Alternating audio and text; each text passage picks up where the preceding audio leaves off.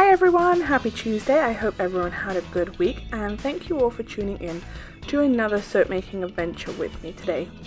Today I am making a warm apple pie soap, and this is a video that we missed a couple of weeks ago, but I love the way this soap turned out and I wanted to share it with all of you. So we are looking at how I made warm apple pie. I started out with some soap frosting that I have made, and I've colored this with activated charcoal and adding some zinc oxide to it just to lighten it up a little bit. And this is going to form the crust of my pie. So I am using my stick blender to fully incorporate that zinc oxide and fully disperse it into my soap batter.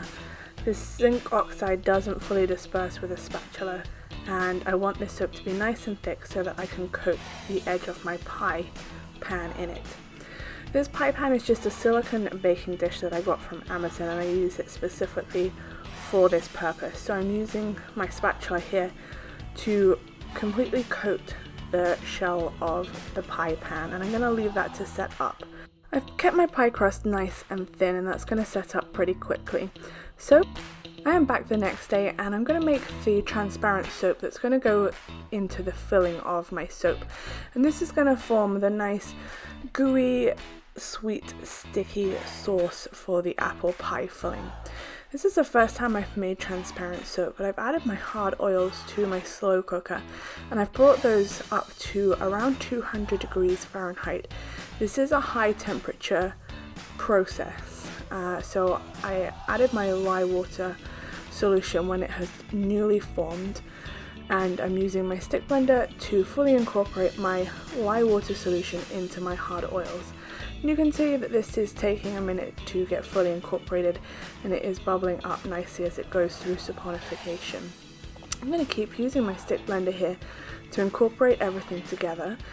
And once it hit a nice transparent Vaseline type stage that you can see here, I'm going to add my solvents.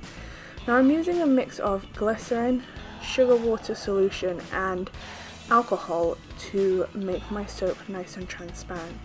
So I've added my glycerin first, and I'm going to mix that in with my spatula, break up some of the lumps, and then I'm going to use my stick blender to fully incorporate the glycerin and the soap together. That's going to break up all of the lumps, and it is adding a lot of air bubbles. You can see that my soap is kind of white and opaque, and that is going to disappear as it sits and the air bubbles come out of the soap. I've added my alcohol, and this is added at a cooler temperature so it doesn't burn off the alcohol, and then added my sugar solution when my soap was back up to a warm temperature. Once that was all incorporated, I emptied that into a soap mold and let it sit for a little while to cool down. While that was cooling down, it was time to make the apple pie, the apple slices to go in my apple pie. And I'm making that with soap dough that I have mixed together. So I've made a really light green blend by using some green that I colored with some spirulina, but mostly white soap dough. I kneaded those together to get this nice pale color, and then I'm forming each slice by hand. This did take a little bit of time, so I will flash forward you through that process so you don't have to watch each one of those being made. But I just rolled them into a sausage shape and formed them into the slice shape that you can see. This didn't fill up my pie dish as much as I wanted it to, and I wanted my apple pieces to be a couple different shapes that you would normally find in apple pie. So I have a second batch of my soap dough that was made with the green spirulina soap dough and the white, and I've rolled that out into about an inch thick sheet. I'm just using a knife here and I'm cutting those into little cubes. Then those little cubes and the apple slices that I've previously made are going to get all mixed together and distributed evenly throughout my soap. I'm being kind of rough with this. I want the pieces to be different sizes, different shapes, so I'm not being precise with it at all. Once I have all of those cut up, I'm adding some kaolin clay, some cocoa powder, and some cinnamon powder into my little bowl, and I'm going to use those to coat my soap dough pieces. And the reason that I'm doing that is to help them stop sticking together and to give the sauce a nice caramelly kind of a color. So I'm adding all of my little cubes into my bowl, and I'm going to mix those in with the powder, and as I mix them it will help the cubes to break apart and form individual apple pieces. And once those are all mixed into the powder, I'm going to go ahead and add my apple slices from my pie dish into my powder and mix those all together with the cubes so that I get a nice random mix of all of them together.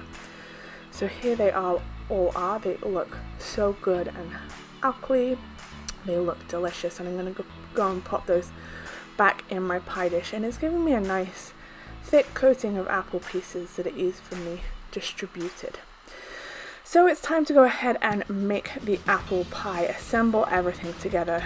You can see that my transparent soap hasn't had time to completely cool down, but that is just fine. I'm going to go ahead and add about 1/4 of it into my cup, and then I'm using that same powder that I dusted my apple pieces in to help color my transparent soap. I want this soap to be transparent, but I don't want it to be completely clear. I want it to have a nice caramelly color, the color that you would get from the sauce from an apple pie. So this is still very white. I'm adding some more cinnamon to this, and then I'm going to add a little bit of turmeric into it as well to get it that nice rich caramelly color. And I've used my stick blender to disperse that. I'm adding essential oils into this part of the soap. This is what makes up the bulk of the soap, and I'm adding vanilla and orange essential oil, so it's going to be a nice warm sweet smelling soap to use. Once I'm happy with the color and scent of this soap, I am just pouring my transparent soap right over the top of those apple pieces and filling up my pie dish about halfway. I have some crust to go right on the top of this soap when the transparent soap has set up. So I left my transparent soap overnight to set up completely so that I could pipe right on top of it, and I am using my soap frosting recipe. So I'm adding my hot lye water solution to my hard oils, and I'm going to leave those to fully melt my hard oils before adding my liquid oils. I'm just mixing those with my spoon to get the melting started.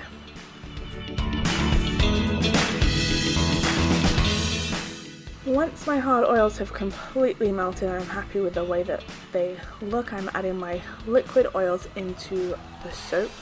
I'm just adding that about half at a time and stirring that with my spatula. It's going to loosen up this soap so that I can divide it and color it to form the soap that I need. So I'm dividing this in half. I am going to use part of it to make a whipped cream topping for the top of this soap, and the other half I am using for the crust. So I'm using some orange peel powder in my left hand picture for the crust and some zinc oxide in the right one to form the whipped cream topping. I'm using my stick blender here to fully disperse my zinc oxide and bring this soap to a really nice thick trace so I can go ahead and pipe my topping as soon as possible. Once I have that to the consistency that I want it to, I'm going to go ahead and start piping. So I'm using a Wilton 2B piping tip to form this lattice structure on my soap. I formed a center line so that I know where I want everything to be, and then I'm starting to form the lattice that you can see. So I'm piping down the soap and then leaving little gaps for the cross sections. And this is going to give me the nice piped lattice effect of the pie crust. And here you can see it all finished up. Look how awesome that looks. I just love the color of this and the way it turned out. It looks just like a pie crust. I have some soap left over, and I'm going to go ahead and form the crust around the edge of my pie. I'm just using the same tip that I used before and just zigzagging it around the edge. I'm using a Wilton 1M tip to form my little whipped cream dollops on top. I'm putting a little drop on top to mark the spaces where I want the whipped cream to be, so that I can make sure it's all evenly distributed before I go ahead and put a big old dollop right on top. I'm forming a nice little large swirl at the top of my pie. And each soap is going to have one dollop. So these are going to be pretty large slices of soap, but a perfect portion of warm apple pie. I am so in love with the way that this soap is turning out. I think it looks awesome. So it is time to make the cut of this soap. Now, because most of this soap is a transparent soap, I don't want to cut it with my soap cutter. It's very hard and I don't want to break my wires, so I'm using one of my knives. I have lightly scored on the top where I want my slices to be, so I get some even slices of soap, and I am just pressing my knife straight down into the soap to form that cut. Once I have that soap fully cut in half, I'm going to go ahead and cut one of the halves into the 4 slices of soap. But let's just take a look at the inside of this soap, and those apple pieces, they look so good in that nice rich caramelly base. Oh, it looks good enough to eat and it smells delicious. I love the way that this soap turned out.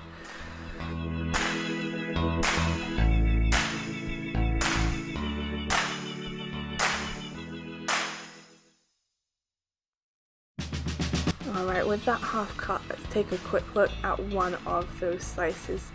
Look at those apple pieces, they are all nice random shapes, and the big old dollop of cream on top. It looks just delicious and smells incredible. Let's take a look at some final pictures of this soap.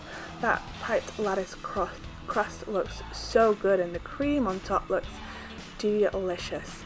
Let me know what you think of this. Do you like apple pie? Thank you all so much for watching, and I'll see you next Tuesday.